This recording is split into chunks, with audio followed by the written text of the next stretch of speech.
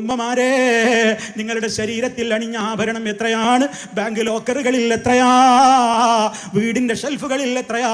കണക്ക് നോക്കിയിട്ടുണ്ടോ? 85 ഗ്രാമിലപ്പുറമുണ്ടെങ്കിൽ മുഴുവനും നിങ്ങൾ സക്കാത്ത് കൊടുക്കണം, മുഴുവൻ കണക്ക് കൂട്ടിയിട്ട്. അഥവാ 10.5 പവനുണ്ടെങ്കിൽ 11 പവനാണെങ്കിൽ അരപ്പവന് കൊടുത്താൽ മതിയോ എന്ന് ചില പെണ്ണുങ്ങൾ ചോദിക്കാറുണ്ട്. അല്ല, 11 ഉണ്ടോ 11നും കൊടുക്കണം.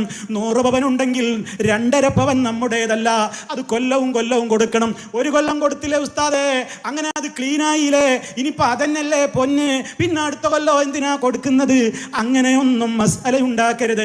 എത്ര കാലം നിങ്ങളുടെ കൈകളിലുണ്ടോ അത് കൊടുക്കാതെ പോയാൽ മയ്യത്ത് കുളിപ്പിക്കുന്ന വേളയിൽ ആര് നിങ്ങളുടെ മയ്യത്ത് കുളിപ്പിക്കുകയാണെങ്കിലും നിങ്ങളുടെ കയ്യിന്റെ വിരലിലുള്ള ഒരു തരി പൊന്നുണ്ടോ, കത്രിക എടുത്തിട്ട് ഈർന്ന് മുറിച്ചിട്ടെങ്കിലും അത് കട്ട് ചെയ്തിട്ടല്ലാതെ കഫം പുടവയിൽ പൊതിയൂല.